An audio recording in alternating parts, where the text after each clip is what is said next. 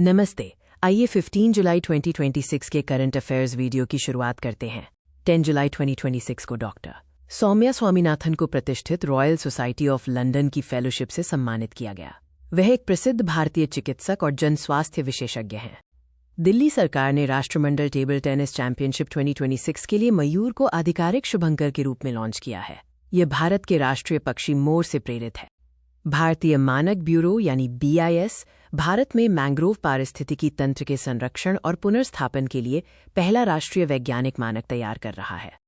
लद्दाख ने 14 जुलाई 2026 को संयुक्त अरब अमीरात को ताज़ी खुबानी का निर्यात शुरू कर एक ऐतिहासिक कदम उठाया है, जिससे स्थानीय किसानों को वैश्विक बाजार मिलेगा।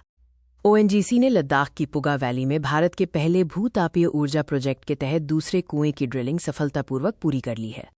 रक्षा क्षेत्र में आत्मनिर्भरता को बढ़ावा देने के लिए भारत ने हाल ही में एयरशिप आधारित ASHAPS कार्यक्रम की शुरुआत की है। 13 जुलाई 2026 को CSIR ने नई दिल्ली में महिला वैज्ञानिकों के शोध को प्रोत्साहित करने के लिए एस्पायर शक्ति कार्यक्रम का आयोजन किया।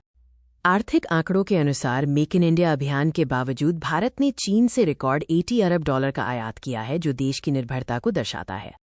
नई दिल्ली में 13 और 14 जुलाई को जल शक्ति मंत्रालय के तत्वावधान में जल सुरक्षा पर चर्चा के लिए अखिल भारतीय जल सचिव सम्मेलन आयोजित किया गया।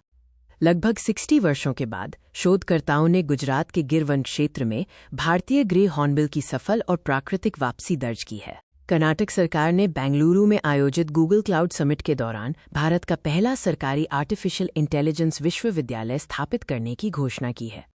कतर के पूर्व अमीर शेख हमद बिन खलीफा अल थानी के निधन के सम्मान में भारत सरकार ने 13 जुलाई 2026 को एक दिन का राष्ट्रीय शोक घोषित किया था।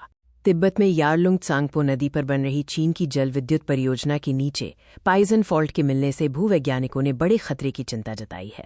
तमिलनाडु सरकार ने 14 जुलाई 2026 को नलम TN digital health portal launch किया है, जिसका उद्देश्य सरकारी स्वास्थ्य सेवाओं को नागरिकों के लिए अधिक सुलभ बनाना है।